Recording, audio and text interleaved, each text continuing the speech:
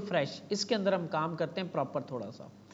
SRC folder में हमें क्या चीज़ें चाहिए होती हैं, वैसे तो एसेट्स के अंदर मुझे ये React SVG ये नहीं चाहिए, मैं डिलीट कर रहा हूँ, ठीक है।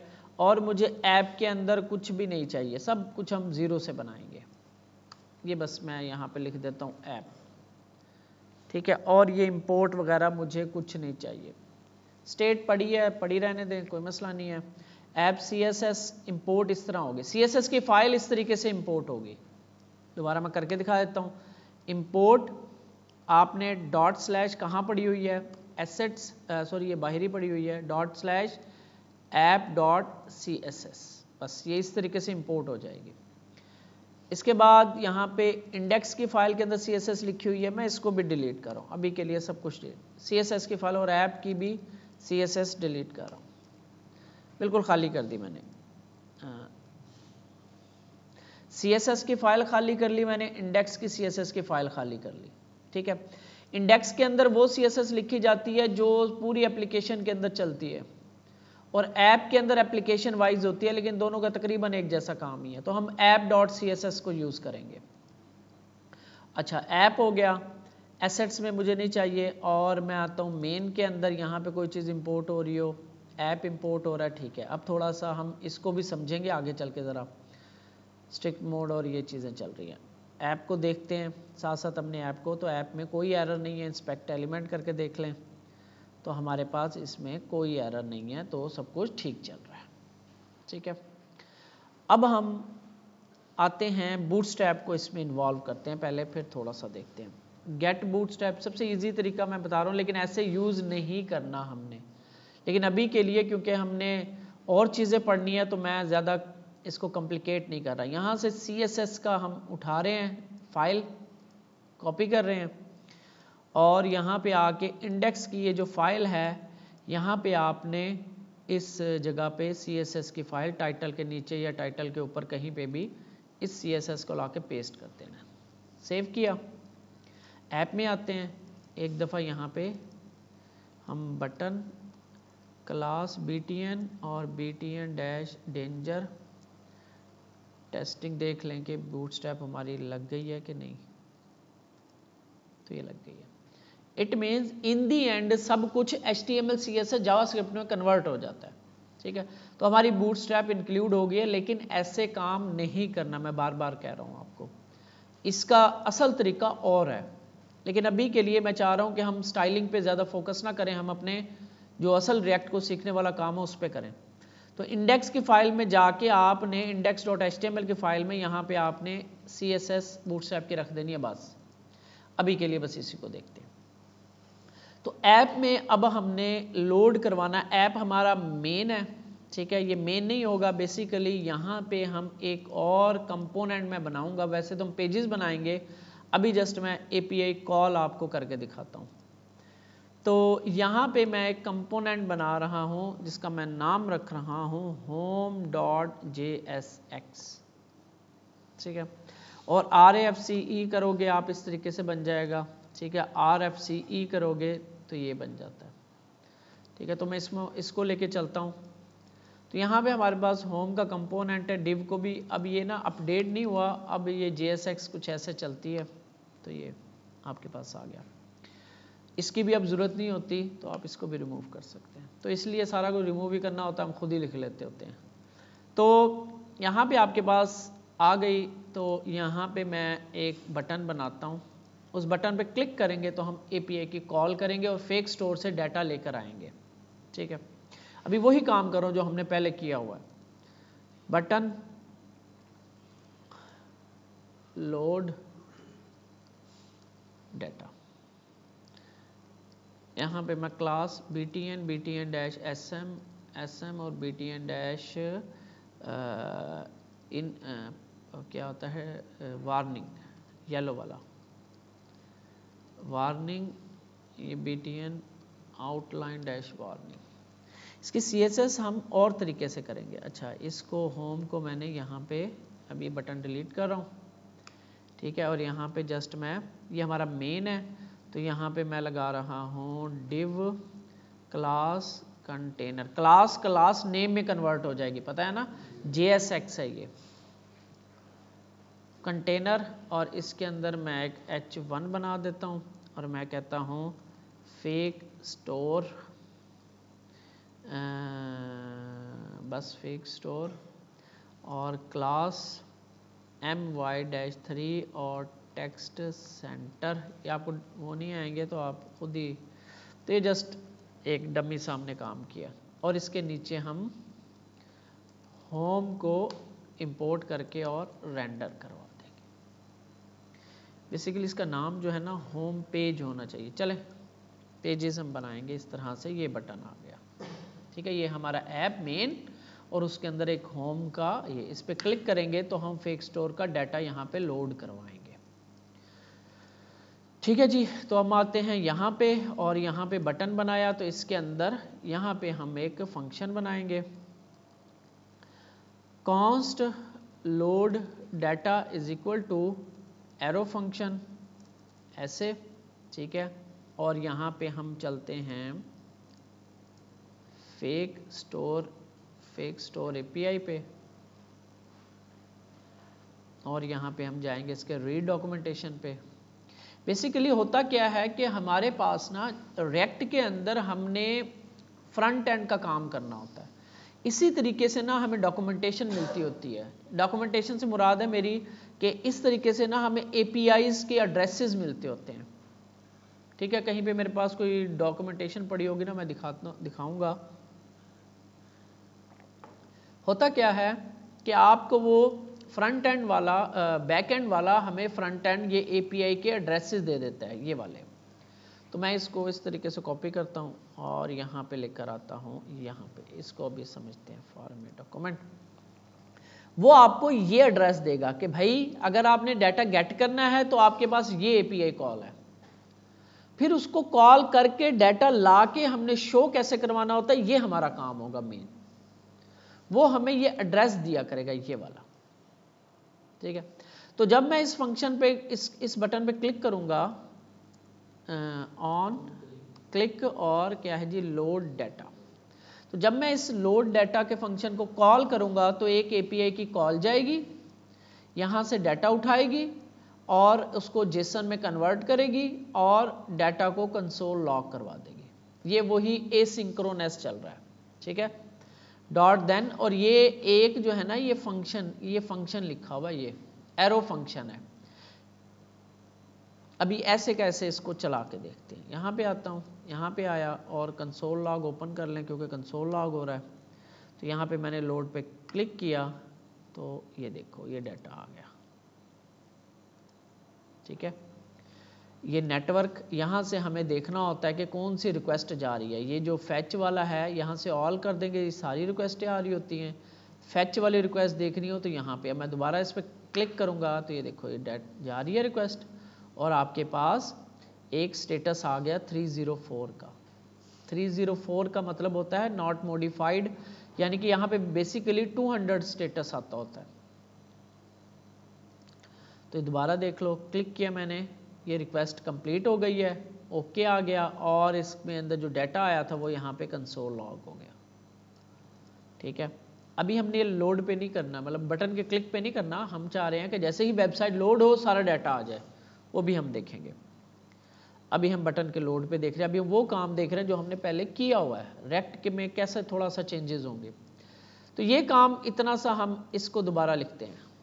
अब इसको मैं प्रॉपर फंक्शन बना के लिखता हूँ। तो यहाँ पे होता है फंक्शन ऐसे, लेकिन हम यहाँ पे डालते हैं कॉल बैक एरो फंक्शन ऐसे।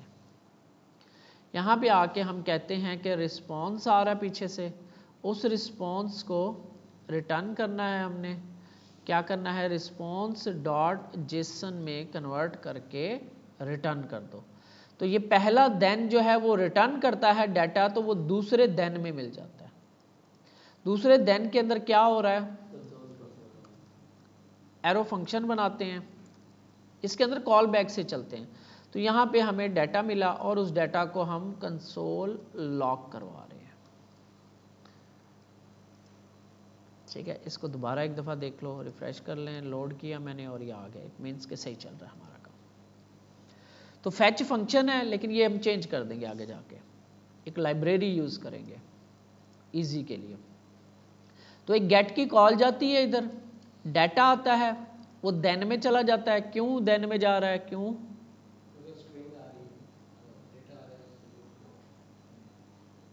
एक जब प्रॉमिस कॉल होता है उसकी कितनी स्टेट्स होती हैं? Pending, fulfilled, rejected.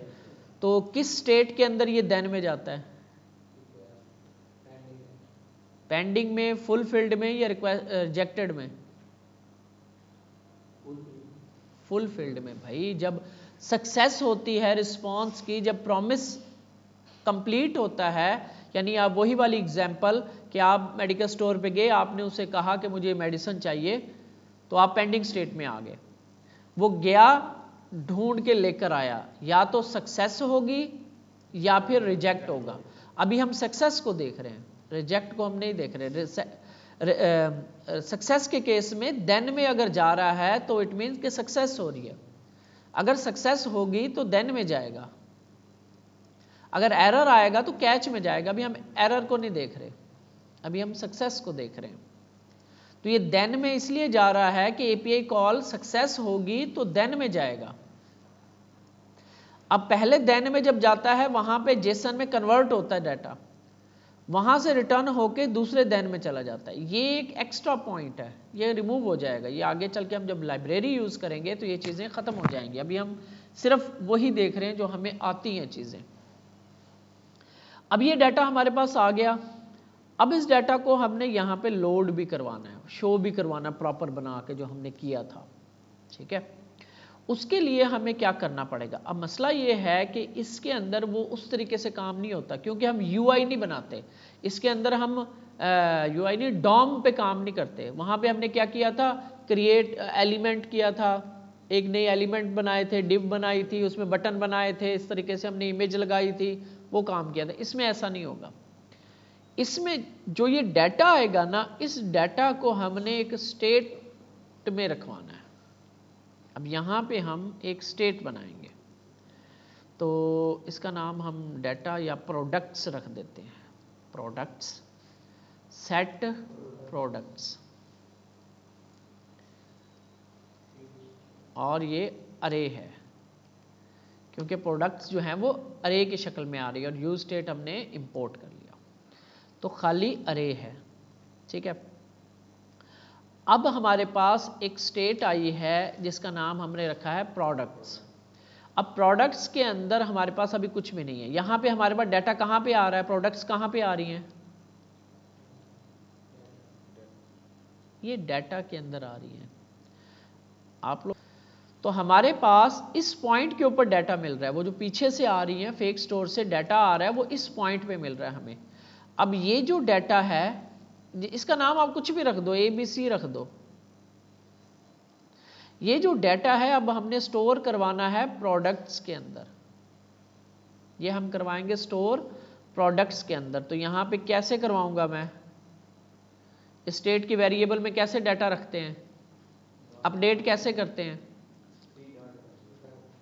3 डॉट वाला नहीं, यहाँ पे कौन सी ये वेरिएबल ये है ना स्टेट की, इसके अंदर इसको चेंज करना हो, इसके अंदर कोई अपडेट करना हो, तो कौन सा फंक्शन यूज करते हैं? सेट प्रोडक्ट्स, ये वाला फंक्शन यूज करेंगे। यानी इस वेरिएबल के अंदर डाटा डालने के लिए ये फंक्शन यूज करेंगे हम। तो हम कहेंगे सेट प्रोडक्ट्स के प्रोडक्ट वाली में क्या डाल दो? डाटा। यानी जो भी डाटा आ रहा है वो यहां से आपने इस स्टेट की वेरिएबल में स्टोर करवा दो। अभी यहां पे आपको कुछ नजर नहीं आएगा, आप जाओगे कंपोनेंट के अंदर, यहाँ पे आप इस इंस्पेक्ट पे, ही आपको पता है कि होम पे है, तो यहाँ पे ये देखो इस मैजिक पे क्लिक करोगे तो ये प्रोडक्ट्स की स्टेट आपको नज़र आ रही है। ठीक है, तो जैसे ही आप क्लिक करोगे तो थोड़ी देर के में ये देखो ये इसमें डाटा आ गया। इसको आप ऐसे करोगे, ये देखो स्टेट के अंदर डाटा आ गया।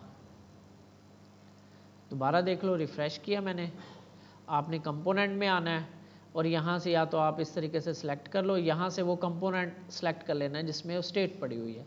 तो आपको कुछ ऐसे दिखा रहा होगा, यहाँ पे ये बटन होता है, इसको आप क्लिक करोगे तो वो नाम भी दिखा देता है कि स्टेट का क्या नाम है। तो अब इस स्टेट के अंदर आपने लोड करवाना है डाटा। क्लिक करोगे तो ये देखो ये डाटा इसमें लोड हो गया, यानी स्टेट के अंदर डाटा स्टोर हो गया। तो अगर जब स्टेट की वेरिएबल अपडेट होती है तो क्या होता है, कंपोनेंट री रेंडर होगा। तो हमारे पास फेच स्टोर से हम डाटा ले आए, उसको हमने प्रोडक्ट्स में स्टोर करवा लिया, अब हमने उसको यहाँ पे शो करवाना है। उसके लिए हमें क्या करना पड़ेगा, लूप लगाना पड़ेगा। क्या करना पड़ेगा, लूप इस डाटा के ऊपर। किसके ऊपर लूप लगेगा, किसमें स्टोर हो रहा है हमारा डाटा, सेट प्रोडक्ट्स में सेव हो रहा है, इसमें सेव हो रहा है, स्टेट को नहीं देख रहे आप सही तरह। ये फंक्शन है इस वेरिएबल को अपडेट करने के लिए, ये फंक्शन है सेट प्रोडक्ट्स। ये देखो ना फंक्शन है, पैरेंथेसिस लगी है तो फंक्शन है ये। इस प्रोडक्ट वाली वेरिएबल के अंदर कुछ डालना हो, कुछ निकालना हो तो ये फंक्शन यूज होता है, डायरेक्ट नहीं ये यूज हो सकती। मतलब डायरेक्ट इसके ऊपर हम चेंज नहीं कर सकते इस वेरिएबल को। लूप लगा सकते हैं, चेंज नहीं कर सकते, कुछ डाल नहीं सकते, कुछ निकाल नहीं सकते, कुछ अपडेट नहीं कर सकते। उसके लिए इस वेरिएबल का जो ये फंक्शन होता है ना, ये यूज होता है। तो हमने क्या कहा, सेट प्रोडक्ट्स के अंदर ये डाटा जो हमारे पास आया साफ जेसन बन के, उसको उठा के इस प्रोडक्ट्स वाली वेरिएबल में रख दो। अब इसी के ऊपर हमने लूप लगाना है, प्रोडक्ट्स डॉट मैप। इसके अंदर आपके पास जाएगा एक कॉल बैक फंक्शन ऐसे, और इसके अंदर आपको क्या मिलेगी, एक एक प्रोडक्ट मिलेगी। एक दफ़ा पहली, फिर दूसरी दफ़ा, फिर तीसरी दफ़ा, फिर चौथी दफ़ा, ठीक है। और इसको हम रखवाते हैं डिव क्लास रो, ठीक है, कॉलम्स होंगे। और इसको मैं इस रो के अंदर लेके आता हूँ, फॉर्मेट डॉक्यूमेंट, ठीक है। और इस फंक्शन के अंदर, ये जो फंक्शन है, इस फंक्शन के अंदर अब हमने काम करना है, ठीक है। यहाँ से हम करवाएंगे रिटर्न, ये लाजमी करना होता है, JSX रिटर्न करवानी होती है लूप में से। रिटर्न क्या करवाना है हमने रिटर्न करवाना है, अच्छा ये ऐसे रिटर्न होती है, ऐसे जैसे ये वाली हमने किया ना, ये मेन रिटर्न होती है, ठीक है। जब मल्टीपल लाइंस रिटर्न करवानी हो तो हम कुछ ऐसे रिटर्न करवाते हैं, और इसके अंदर पेरेंट एक होना लाजमी है। तो यहाँ पे हमारे पास जो पेरेंट है ना, वो है हमारे पास div class col dash md dash 4, ये है हमारा पेरेंट, ठीक है। इसको दोबारा देख लो, मैं दोबारा बना देता हूँ। अच्छा इसके अंदर एक दफ़ा टेस्ट कर लेते हैं, जस्ट मैं यहाँ पे इस तरह लिखेंगे हम, प्रोडक्ट डॉट टाइटल। सेव करते हैं, पहले एक दफ़ा देख लेते हैं कि सही चल रहा है। ये देखो, रिफ्रेश किया, लोड किया, डाटा आया, वो गया स्टेट में। जैसे ही स्टेट में डाटा गया, स्टेट अपडेट हुई, कंपोनेंट री रेंडर हुआ। जब री रेंडर हुआ तो फर्स्ट टाइम इसके ये खाली थी प्रोडक्ट, तो लूप नहीं चला था। सेकंड टाइम जब ये री रेंडर हुआ तो इसके अंदर डाटा आ गया, फिर इसके ऊपर लूप चल गया। दोबारा देख लो इसको, सारे को दोबारा देख लो, प्रोडक्ट्स डॉट मैप, ठीक है। इसके अंदर हम भेजते हैं कॉल बैक फंक्शन ऐसे। इसके अंदर अब हमें एक एक प्रोडक्ट मिलेगी, लूप चल रहा है ना, एक एक करके मिल रही है हमें। उस एक एक को अब हमने डिजाइन करना है। इसके अंदर आके हम करवाते हैं रिटर्न ऐसे, मल्टीपल लाइंस हैं, और इसके अंदर एक पेरेंट देना होता है, या तो ये खाली दे दो या फिर कोई डिव, जो कि हम अब इसका पेरेंट एक डिव होगी जो कि कॉल है, class col dash md dash 4। इसके अंदर अब हम स्ट्रक्चर बनाएंगे, ठीक है। अभी के लिए मैं आपको जस्ट इसमें title, product dot title, refresh किया मैंने, क्लिक किया, ये देखो स्टेट खाली पड़ी है। अब जैसे ही ये स्टेट खाली है, यहाँ पे लोड हो चुका है, एक दफ़ा लूप चला है, लेकिन क्योंकि अरे खाली थी तो कुछ भी नहीं मिला उसे। अब जैसे ही देखना ये स्टेट में डाटा आएगा, कंपोनेंट री रेंडर होगा, ये देखो। अच्छा ये आ गया, मतलब वो उधर से पहले हो रहे लोड, ये लेट हो रही है। तो जैसे ही इसमें डाटा आता है, कंपोनेंट री रेंडर होता है, स्टेट अपडेट होती है, कंपोनेंट दोबारा चलता है। जब दोबारा वो चलता है तो तब उसको उसमें डाटा अरे में मिल जाता है, फिर लूप चल जाता है सब पे। तो अब हमें यहाँ पे अभी हम यहाँ पे शो करवाते हैं, ले आते हैं हम गेट बूटस्ट्रैप। हाँ, यहाँ पे हम इसका कार्ड वाला यूज़ कर लेते हैं। मैं जल्दी ज़रा कर रहा हूँ, ये वाला पहला इसको उठाता हूँ और इस प्रोडक्ट को अभी रिमूव करते हैं। ये यहाँ पे फॉर्मेट डॉक्यूमेंट, ठीक है। अब ये कुछ आपको एरर दिखा रहा है। इस लाइन में क्या एरर दिखा रहा है ये? इस लाइन में सोच के बताओ ज़रा। JSX है ये,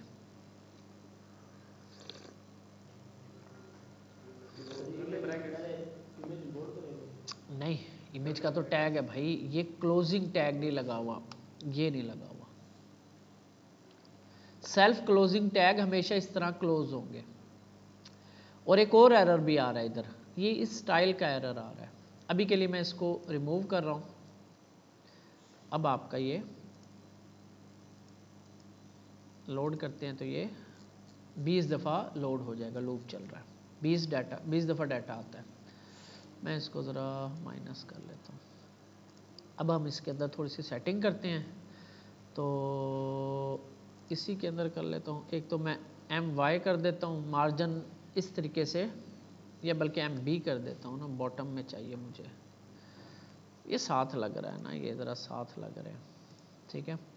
इसके बाद आपके पास आ जाएगा इमेज लगानी है। इमेज इंपोर्ट नहीं करनी, इमेज का URL आ रहा है हमारे पास। ये जो हमारे पास डाटा आ रहा है इसके अंदर इमेज का URL आ रहा है जो हमने वहाँ पे यूज़ किया था। कंसोल लॉग में देखो ना, ये देखो इसके अंदर हमारे पास सारा कुछ आ रहा है। ये इमेज का पाथ आ रहा है, ये पाथ देना है हमने, इमेज इंपोर्ट नहीं करनी। ये पाथ इधर आएगा, यहाँ पे ऐसे करेंगे। यहाँ पे लिखेंगे product single product dot image, और यहाँ पे टाइटल है तो JSX के अंदर जावास्क्रिप्ट लिखनी हो इस तरह, प्रोडक्ट डॉट टाइटल, ठीक है। यहाँ पे डिस्क्रिप्शन है,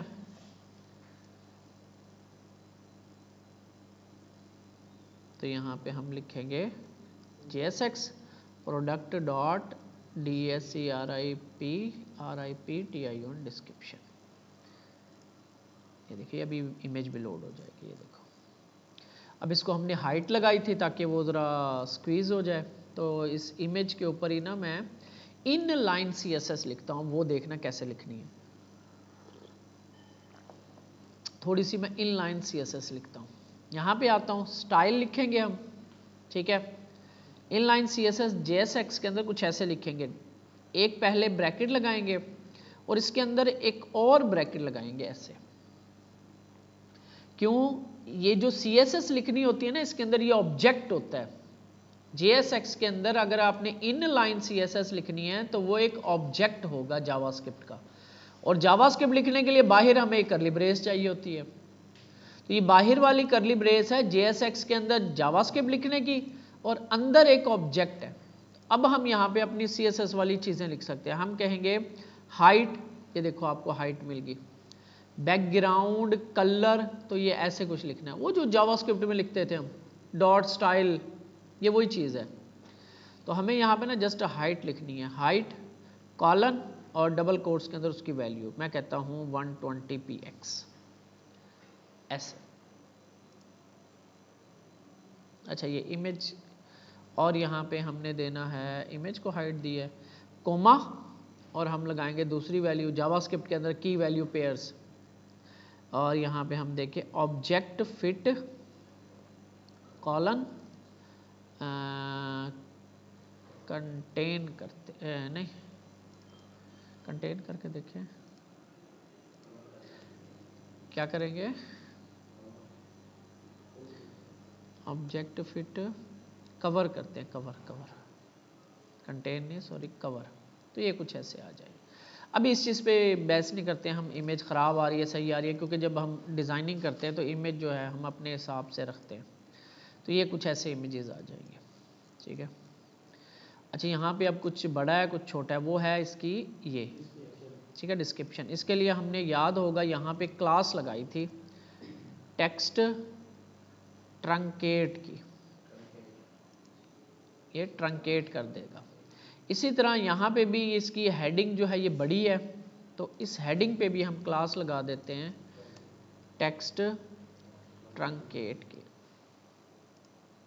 अब ये सारे इक्वल आ रहे हैं आपके पास,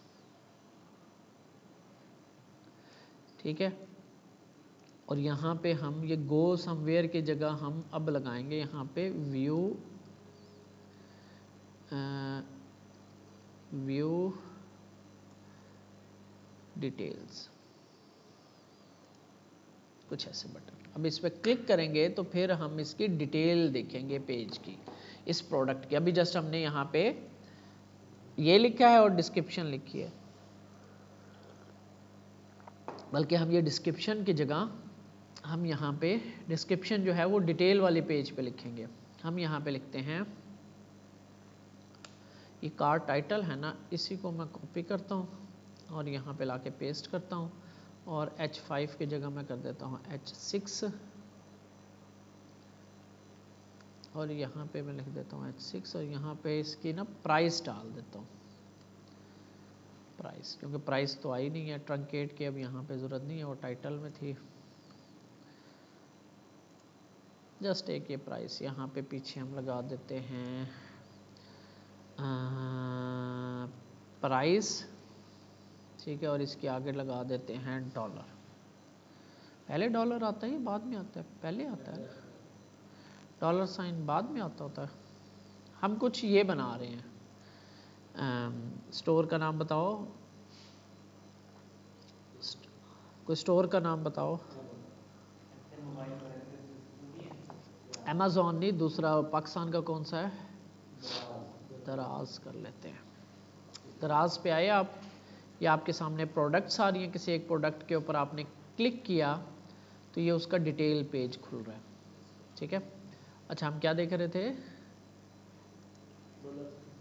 हाँ, डॉलर साइन, तो इसमें तो डॉलर साइन होता ही नहीं है क्या नाम है उसका? अमेज़ॉन पहले आता होता ना पैसों के। हाँ, डॉलरों में ख़रीदता ना भाई, अमीर बंदा है। हाँ, डॉलर साइन और उसके बाद ये डॉलर साइन, ये डॉलर साइन और ये प्राइस, ठीक है। तो ये हमारी ऐप कुछ ये बन रही है,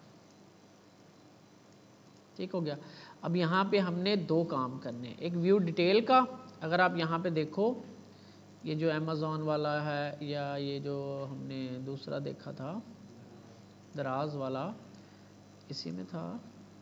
यहाँ पे देखो, इस प्रोडक्ट पे दो बटन आते हैं, ये ऐड टू कार्ट और बाय नाउ। ये आगे चल के कर लेंगे, हम डिटेल का बटन बनाएंगे, ये हमने बना लिया, ठीक है।